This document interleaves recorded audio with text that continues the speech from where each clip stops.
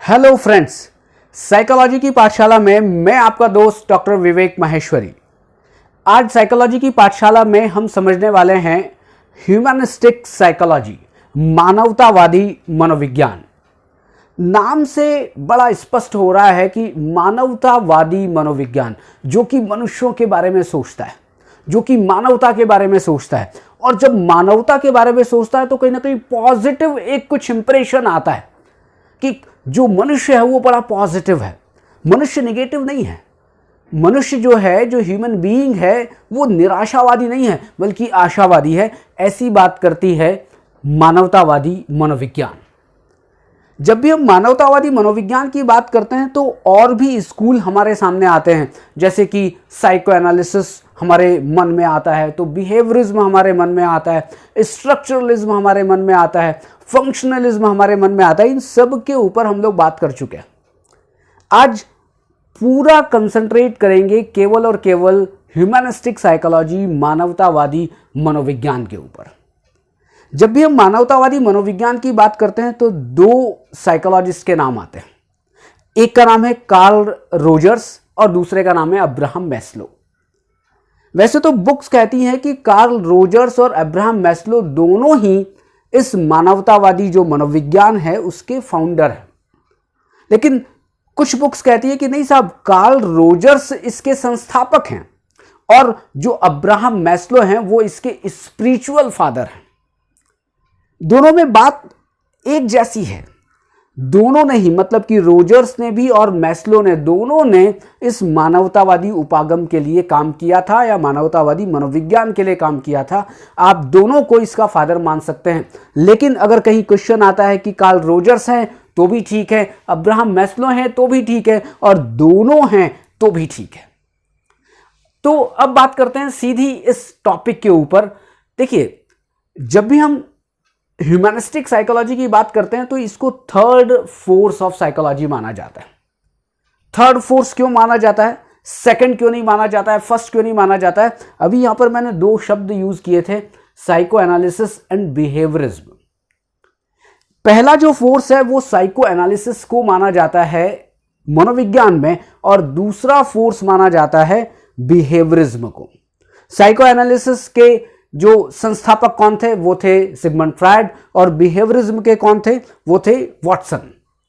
और जो थर्ड जो साइकोलॉजी, मतलब कि मानवतावादी मनोविज्ञान का बहुत प्रभाव रहा साइको एनालिसिस और बिहेवियरिज्म के बाद, इसलिए इसको थर्ड फोर्स ऑफ साइकोलॉजी माना जाता है। और मैंने शुरुआत में कहा कि ये जो मानवतावादी जो लोग हैं वो ह्यूमन बीइंग की पॉजिटिव छवि देखते हैं, और ये जो अप्रोच जो बना, जो मानवतावादी जो मनोविज्ञान बना, वो दो के विरोध में बना। दो का विरोध मतलब कि उन्होंने साइको एनालिसिस का विरोध किया, कार्ल रोजर्स ने और अब्राहम मैस्लो ने, या और भी मनोवैज्ञानिक जो थे जो मानवतावाद से संबंधित थे, और उन्होंने बिहेवियरिज्म का विरोध किया। साइको एनालिसिस का विरोध इसलिए किया कि साइको एनालिसिस व्यक्ति की निराशावादी छवि को बताता है। जब भी आप साइको एनालिसिस पढ़ेंगे तो आपको ये पता चलेगा कि साहब वो कॉन्फ्लिक्ट में व्यक्ति जी रहा है, उसके अंदर इनर कॉन्फ्लिक्ट है, और उस इनर कॉन्फ्लिक्ट को दूर करने के लिए व्यक्ति कोशिश कर रहा है।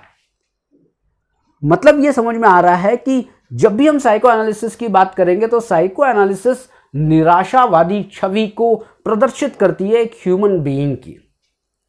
और इसके बारे में यह भी कहा जाता है, जो मैस्लो हैं या जो रोजर्स हैं वो ये कहते हैं कि साहब जो साइको एनालिसिस जो बना, जो संप्रदाय बना, वो सिगमंड फ्रायड ने बनाया। और जब सिगमंड फ्रायड ने बनाया कैसे, उन्होंने पेशेंट्स को देखा, मानसिक रोगियों को देखा, असामान्य लोगों को देखा, और असामान्य लोगों को देखने के बाद जो उनको अनुभव मिला उसके आधार पर उन्होंने साइको एनालिसिस की विचारधारा रखी।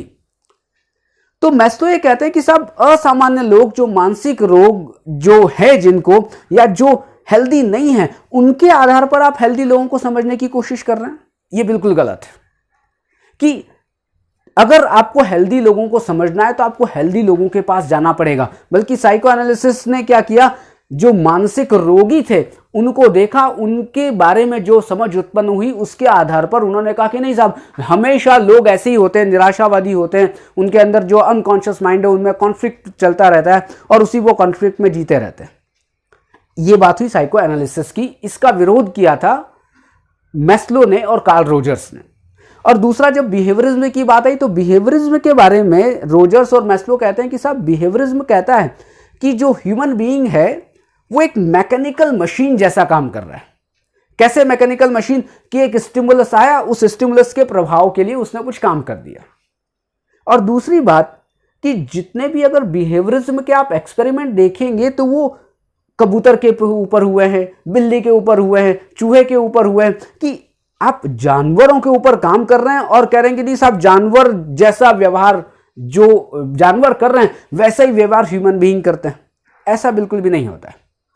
तो इसलिए जो मानवतावादी जो लोग हैं उन्होंने साइको एनालिसिस को भी विरोध किया और उन्होंने बिहेवियरिज्म, व्यवहारवाद को भी विरोध किया। उन्होंने एक बहुत ही अच्छी बात कही। उन्होंने कहा कि देखिए, न ही मनुष्य निराशावादी है, न ही वो कॉन्फ्लिक्ट में जीता है, और न ही व्यवहारवादियों की तरह वो मैकेनिकल है, बल्कि उन्होंने एक चीज पे उन्होंने एम्फेसिस किया। उन्होंने कहा कि जो मनुष्य है उसमें फ्री विल होती है, एक इच्छा होती है। किसकी इच्छा होती है? वो होती है ग्रोथ की, और वो होती है अनफोल्ड पोटेंशियल, कि मेरे अंदर जो पोटेंशियल है उसको जगाने की। इसको आप इस तरह से समझें कि जो ह्यूमैनिस्टिक साइकोलॉजी कहती है कि आप और मैं आगे बढ़ना चाहते हैं। आप और मैं क्या करते हैं? एक जगह रुकना नहीं चाहते हैं। आज यहां पहुंच गए, कल फिर और प्रयास करेंगे, फिर और प्रयास करेंगे, फिर और प्रयास करेंगे, और एक समय ऐसा आएगा कि जब हम बहुत ऊपर पहुंच जाएंगे। कि व्यक्ति में क्या है? व्यक्ति में आगे बढ़ने की इच्छा है। व्यक्ति पॉजिटिव है। व्यक्ति एक के बाद दूसरे, दूसरे के बाद तीसरे, तीसरे के बाद चौथे, उनको पहुंचना चाहता है, ऊपर की तरफ जाना चाहता है। और उसमें क्या है? ये एक फ्री विल है, उसकी एक अपनी इच्छा है, एक स्वतंत्र इच्छा है कि मैं आगे बढ़ूं। आप खुद इसको इमेजिन करें कि अगर आप मेरा वीडियो देख रहे हैं और मैं वीडियो बना रहा हूं, तो क्या मैं आगे बढ़ने के लिए नहीं बना रहा हूं? मैं भी सोचता हूं कि मेरे भी करोड़ों सब्सक्राइबर होंगे, मैं भी आगे बढ़ूंगा, मेरे साथ भी ऐसा होगा। और आप भी अगर मेरा वीडियो देख रहे हैं तो आप भी केवल देख रहे हैं इसलिए नहीं, आपको आगे बढ़ना है, इसलिए भी आप मेरा वीडियो देख रहे हैं। और वीडियो देखना केवल एक अलग एक प्रोसेस है, बल्कि हर कदम, आज सुबह से शाम तक आप जो भी काम कर रहे हैं वो आगे बढ़ने के लिए कर रहे हैं। तो एक चीज समझ में आ रही होगी कि जो मानवतावादी जो मनोविज्ञान है वो किसकी बात करता है? पोटेंशियल की, आगे बढ़ने की, पॉजिटिव सोच की। और वो ये सोचता है कि जो ह्यूमन बीइंग है वो बड़ा पॉजिटिव है। अब दो चीजें जो और भी इंपॉर्टेंट है, एक जिसको हम कहते हैं client centred therapy. Client centred therapy किसने दी थी? वो दी थी रोजर्स ने। मैंने अभी नाम लिया था कि दो लोग हैं, कार्ल रोजर्स और अब्राहम मैस्लो। ये दोनों संस्थापक हैं मानवतावादी मनोविज्ञान के। कार्ल रोजर्स ने अपनी एक क्लाइंट सेंटर्ड थेरेपी दी थी और उन्होंने अपनी एक थ्योरी भी दी है जिसका नाम है सेल्फ थ्योरी। और क्लाइंट सेंटर्ड थेरेपी में क्या है? क्लाइंट सेंटर्ड मतलब कि वो व्यक्ति केंद्र में है, वो व्यक्ति केंद्र में है। और उस व्यक्ति को कहा जाता है कि देख, तू निराश नहीं हो, तू आगे बढ़ सकता है, और उसको मोटिवेट किया जाता है। मतलब कुछ थेरेपी का एक प्रोसेस है, उसको किया जाता है, तो उसको कहते हैं क्लाइंट सेंटर्ड थेरेपी। और रोजर्स बात करते हैं फुली फंक्शनिंग पर्सन की, कि एक व्यक्ति फुली फंक्शनिंग पर्सन मतलब एक व्यक्ति बहुत कुछ कर सकता है। फिर एक मैस्लो की अगर बात की जाए तो मैस्लो ने अपनी एक थ्योरी दी थी, हियरार्किकल थ्योरी, और इसको नीड थ्योरी भी कहते हैं। मैस्लो ये कहता है कि व्यक्ति, मैस्लो क्या, सारे के सारे मानवतावादी जो भी मनोविज्ञान हैं या मनोवैज्ञानिक हैं, वो सब बात करते हैं कि साहब आप रुकोगे नहीं, आप तो आगे बढ़ोगे और आगे बढ़ोगे। तो फिर उन्होंने क्या कहा? एक नीड थ्योरी दी, और उस नीड थ्योरी में एक उन्होंने एक हियरार्की बनाई, एक सीढ़ी बनाई। और सीढ़ी में उन्होंने कहा कि पहले आप यहां जाओगे, ये पूरा होगा तो आप आगे बढ़ोगे, ये पूरा होगा तो और आगे बढ़ोगे। तो उन्होंने एक नीड थ्योरी दी थी, और उस नीड थ्योरी में 5 स्टेप्स थे, मतलब 5 कदम थे। सबसे जो नीचे है वो उन्होंने कहा कि फिजिकल नीड होती है। फिजिकल नीड होती है, पहले क्या होता है? पहले व्यक्ति चाहता है कि मेरी फिजिकल जो भी नीड है, मेरी hunger, thirst, sleep, sex, elimination, सब मेरे को ये पूरा होना चाहिए। मतलब लोगों को लगता है पहले मुझे खाना मिलना चाहिए, लोगों को लगता है मेरी सेक्स की इच्छा पूरी होनी चाहिए, लोगों को लगता है कि साहब मुझे पानी मिलना चाहिए।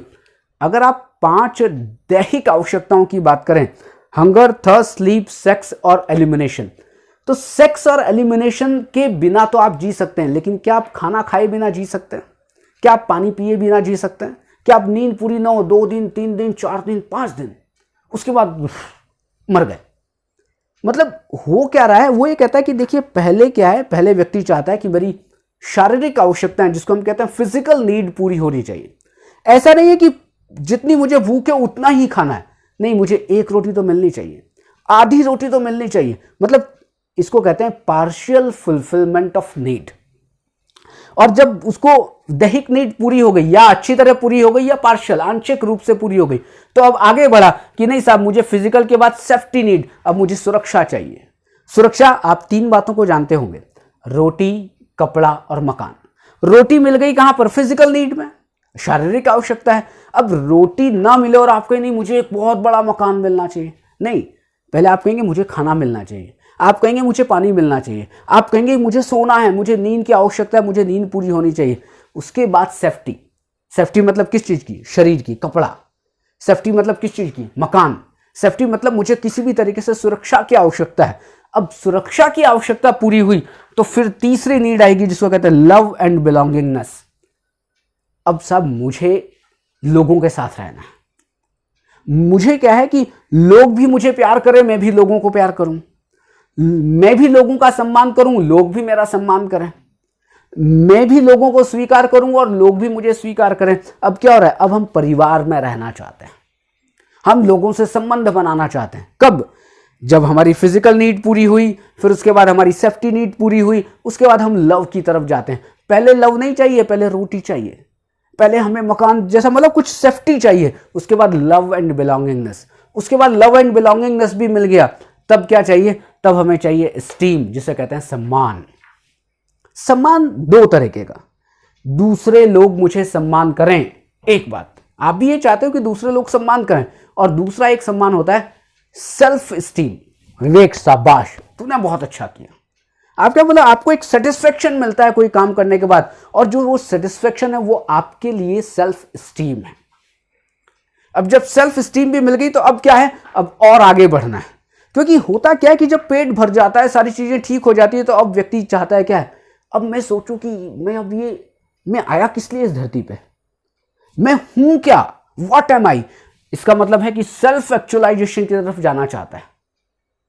तो आप ये देखिए कि मैस्लो और रोजर्स कितनी अच्छी बात कर रहे हैं कि साहब, आपको कहीं भी पहुंचने की आप में सामर्थ्य है, आप में इनर पोटेंशियल इतना ज्यादा है कि आप कुछ भी कर सकते हैं। आप बस स्टेप बाय स्टेप आप चढ़ते रहो। अब लास्ट में क्या? Self actualization. मैं अब जानूं तो सही कि मैं कौन हूं, मेरी स्ट्रेंथ क्या है, मेरी वीकनेस क्या है, मेरी पोटेंशियल क्या है, मैं कहां तक जाना चाहता हूं, मैं भगवान को भी पा सकता हूं, मैं समाधि को भी पा सकता हूं। अब क्या हो रहा है? आप धीरे धीरे धीरे धीरे और आगे की तरफ जा रहे हैं।